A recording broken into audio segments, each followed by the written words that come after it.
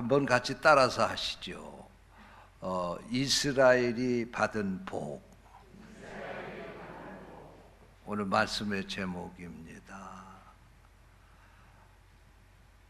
지금서부터 2600년 전의 이야기입니다.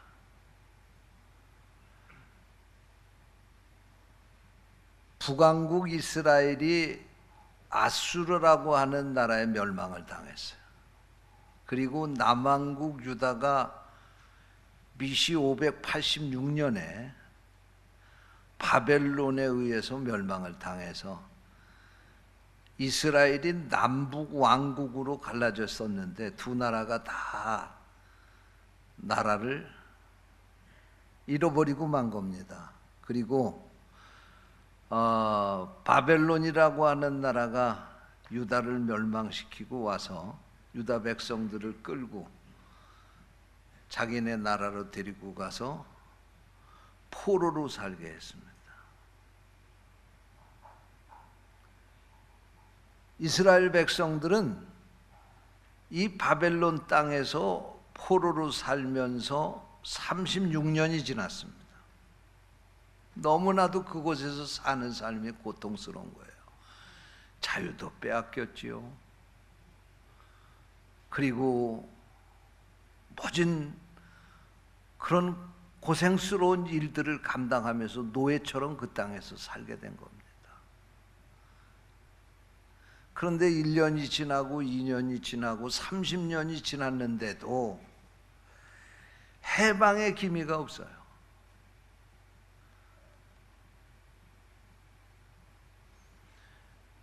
그런데 이 바벨론이라고 하는 나라의 역사가 그냥 그렇게 이어진 것이 아니고 36년째 되는 해에 바사 제국이 일어나서 바사 제국이 이 바벨론을 또 침공을 해가지고 멸망을 시킨 겁니다. 그래서 이스라엘 백성들은 지금 바사 제국의 고레스 왕의 통치를 받으면서 살게 된 거예요. 이들의 희망은 다 끊어졌습니다. 이제 우리는 이렇게 살다가 여기서 이렇게 비참하게 일생을 마감해야 되겠구나 라고 생각하는 바로 그때 하나님께서 이사야 선지자를 통해서 그 절망 중에 사로잡혀 있던 이스라엘 백성들에게 하신 말씀이 오늘 본문 말씀입니다. 할렐루야. 이 상황을 바라보게 될 때 분명히 이스라엘 백성들은 저주받고 심판받고 절망 중에 그곳에서 슬피 울며 통곡을 할 수밖에 없는 그런 상황 가운데 있었는데 하나님께서 이사야 선지자를 그들에게 보내셔서 이사야 선지자가 그들에게 말씀을 하시는 겁니다.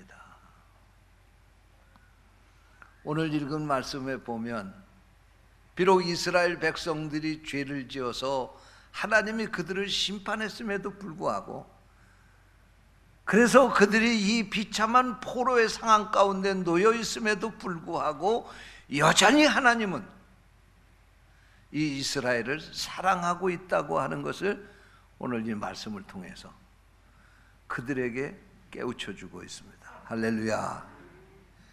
여러분, 믿음 안에서 사는 사람들에게도 고난이 있습니다. 예수 믿으면 예수 믿는 그날로 만사가 형통하고 태평하고 그리고 운수가 대통하고 그렇게 될 거라고 생각하는 사람들은 그건 예수 믿는 게 아니에요. 그건 미신을 믿는 사람들은 그렇게 믿습니다. 예수 믿는 사람들에게도 고난이 있습니다. 예수 믿는 사람들에게도 죽음이 있습니다. 환난이 있습니다. 가난이 있습니다. 갖가지 많은 어려움이 있습니다. 그러나 믿는 사람과 믿지 않는 사람의 차이가 있습니다. 믿지 않는 사람은 그런 상황을 만나게 될 때 그 상황이 절망적인 상황이지만 그러나 하나님은 그 가운데서 그들을 연단하시고 그들로 하여금 다시 하나님의 사랑을 깨닫게 하시고 하나님께로 돌아오라고 하나님이 그들을 부르시는 바로 그 자리가 고난의 현장이요, 그들이 좌절하고 절망하는 바로 그 현장인 줄로 믿으시기를 바랍니다. 그러면 오늘 읽은 이 말씀을 통해서 하나님이 이스라엘을 아직도 사랑하시고 있는 것을 어떻게 말씀을 하셨는가? 저는 이 오늘 본문 말씀 가운데서 세 가지의 말씀을 간추려서 말씀을 드리면서 이렇게 하나님이 이스라엘에게 복을 주시기를 원하고 계시다 하는 것을 다시 한번 말씀을 드리며 은혜를 나누기를 원합니다. 성령께서 이 말씀을 듣는 우리를 깨우쳐 주실 줄로 믿습니다. 첫째로 여기 말씀에 보니까 이스라엘이 하나님의 선택을 받았다고 하는 사실입니다. 이스라엘이 받은 첫 번째 복은 하나님의 선택을 받은 것입니다. 오늘 본문 9절 말씀해 보니까 내가 땅 끝에서부터 너를 붙들며 땅 모퉁이에서부터 너를 부르고 네게 이르기를 너는 나의 종이라 내가 너를 택하고 실어 버리지 아니하였다. 그렇게 말씀을 하고 있습니다. 무슨 말씀입니까? 하나님이 이스라엘을 선택하셨다는 말씀입니다. 그리고 이스라엘이 죄를 지어서 징계를 받고 지금 바벨론의 포로가 되었고 지금도 그들은 절망적인 상황 가운데 놓여 있었음에도 불구하고 하나님은 그들을 버리지 않았다고 하는 사실입니다. 여러분, 이스라엘이 하나님의 선택을 받았다고 하는 이 사실은 그들이 선택받고 싶어서 되어진 결과가 아닙니다. 그들이 힘쓰고 애써서 쟁취한 결과도 아닙니다. 오직 하나님의 뜻대로 하나님이 자기의 백성으로 이스라엘을 삼으셨다는 말씀입니다. 그래서 로마서 9장 16절에 보면 그런즉 원하는 자로 말미암음도 아니요 다른 박질하는 자로 말미암음도 아니요 오직 긍휼히 여기시는 하나님으로 말미암음이니라, 이렇게 말씀을 하고 있습니다. 여러분, 우리가 하나님의 선택을 받는다고 하는 것은 내 의지와 내 뜻대로 되어지는 것이 아니고 절대적으로 하나님의 뜻대로 되어진다는 사실을 믿으시기를 바랍니다. 여러분, 이 세상의 많은 사람들 가운데 우리가 하나님의 선택을 받고 예수 믿고 구원받아서 하나님의 자녀가 되었다고 하는 이 사실이 우리가 이 세상에서 받은 축복 가운데 제일 큰 축복 아니겠습니까? 이스라엘만 선택하신 것이 아니라 하나님이 오늘 이 시대에 우리를 선택하셔서 하나님의 자녀로 삼아주신 거예요. 할렐루야! 얼마나 감사합니까? 하나님이 우리를 선택하신 것입니다. 여러분, 사람이 육신적으로 세상에서 살아가게 될 때에도 그 사람이 누구의 선택을 받았느냐에 따라서 그 인생의 성패가 결정되는 것입니다. 행불행이 결정이 되어지는 것입니다. 좋은 사람 만나야 되는 거예요. 좋은 사람에게 선택을 받아야 되는 거예요. 폭군에게 선택을 받아서 쓰임을 받으면 그 사람 불행해지는 거예요. 그러나 세상에서 훌륭한 사람들에게 선택을 받는다고 하는 거, 이게 얼마나 큰 축복이겠어요. 하물며 온 세상을 창조하시고 인간을 창조하셨으며 인간의 생사화복을 주관하시는 하나님께서 우리를 선택하셔서 그의 자녀를 삼으셨다고 하는 거, 이거 얼마나 큰 축복이겠습니까? 날마다 감사하며 살 수 있게 되시기를 주님의 이름으로 축원합니다. 둘째로 오늘 여기 말씀해 보니까 이스라엘이 받은 두 번째 복은 하나님이 도와주시는 복을 받은 거예요. 오늘 읽은 본문 말씀 10절 말씀해 보니까 두려워하지 말라 내가 너와 함께함이라 놀라지 말라 나는 네 하나님이 됨이라 내가 너를 굳세게 하리라 참으로 너를 도와주리라, 이렇게 말씀하고 있습니다. 여러분, 이스라엘이 이런 절망적인 상황 가운데 있을 때 하나님이 이사야 선지자를 통해서 그들에게 말씀하시는 것입니다. 두려워하지 말라는 겁니다. 놀라지 말라는 것입니다. 하나님이 함께 해주시겠다는 것입니다. 하나님이 도와주시겠다는 말씀입니다. 하나님의 그 오른손으로 붙잡아 주시겠다고 말씀하고 있는 것입니다. 여러분, 이스라엘이라고 하는 나라는 세상에 비하면 심히 미약하고 작은 나라였습니다. 지금 이제 그 나라가 다 망가지고 이제는 포로가 되어서 그 민족의 명맥도 이어갈 수 없는 이러한 처참한 상황 가운데 놓여 있는 것입니다.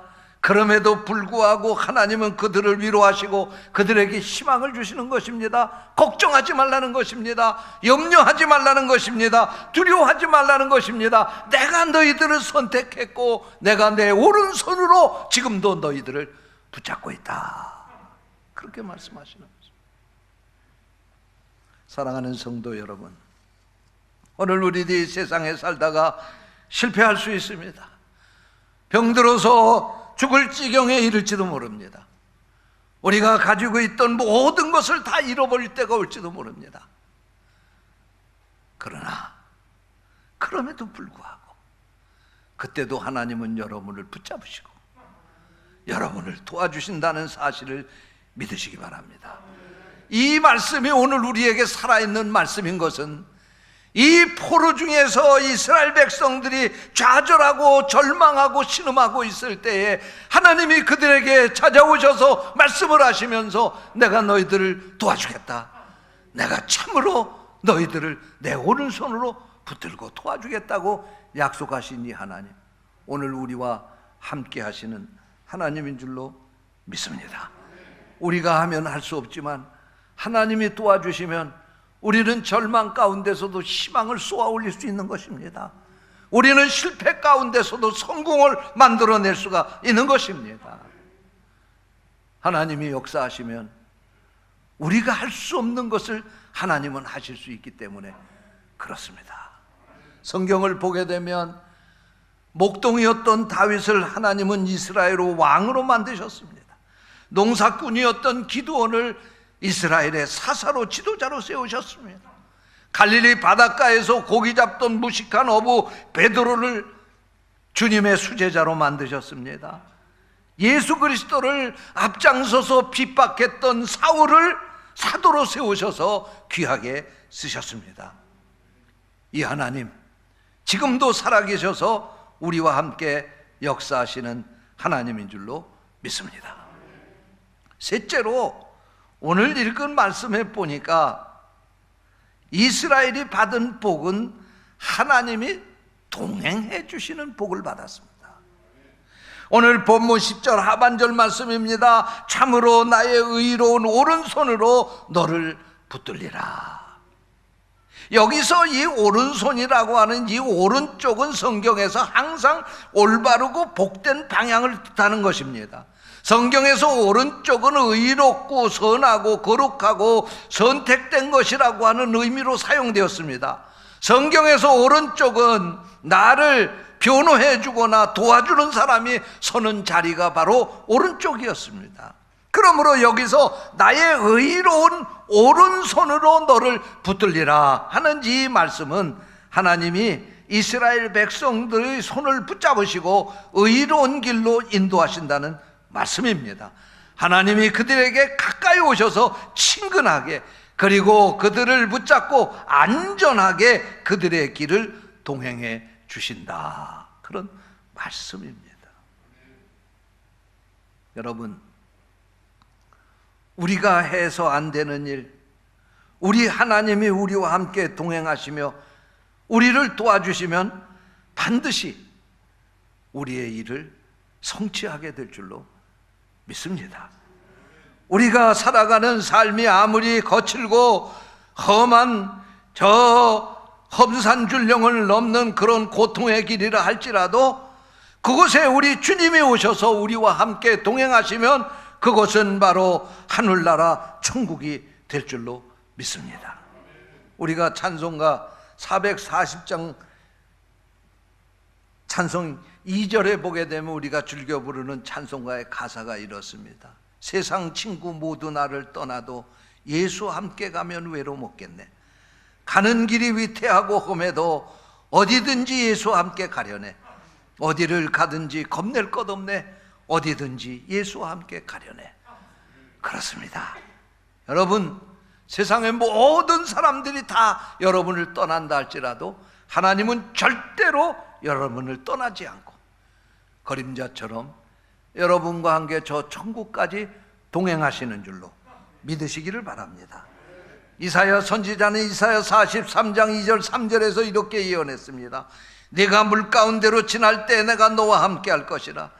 강을 건널 때 물이 너를 침몰하지 못할 것이며 네가 불 가운데 지날 때 타지도 아니할 것이요 불꽃이 너를 사르지도 못하리니 대저 나는 여호와 네 하나님이요 이스라엘의 거룩한 이요 네 구원자임이라. 그렇습니다. 이 하나님이 여러분의 길을 동행하셔서 저 천국에까지 인도하실 줄로 믿습니다. 이스라엘을 그 어려운 상황 가운데서 하나님이 돌보시고 도와주셔서 그들은 70년 만에, 포로된 지 70년 만에 해방되어서 고국으로 돌아오게 되었습니다. 그리고 무너졌던 나라를 다시 세우게 되었습니다. 그 후손이 오늘날 이스라엘 백성들입니다.